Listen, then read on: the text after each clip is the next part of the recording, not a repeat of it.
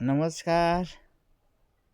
मेरो घर चाहिँ रामेछाप जिल्ला खाडादेवी गाउँपालिका वडा नम्बर 2 मजुवा।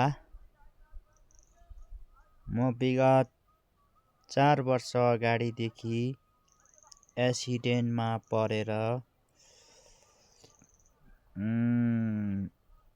नाइटोदेखि तलको भाग चल्दैन। म चाहिँ हजुरहरूसँग के रिक्वेस्ट गर्दैछु भने मेरो यो भिडियोलाई तपाईहरूले भेट्नु भएको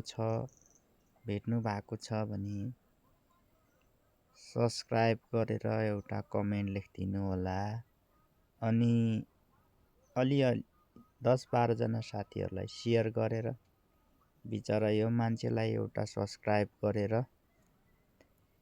चाहिँ युट्युब च्यानलको मोनिटाइजको लागि सहयोग गरौँ भन्ने र चाहिँ तपाईँले सेयर गरिदिनु होला, भनिदिनु होला आफ्नो आफन्तहरूलाई। Thank you so much.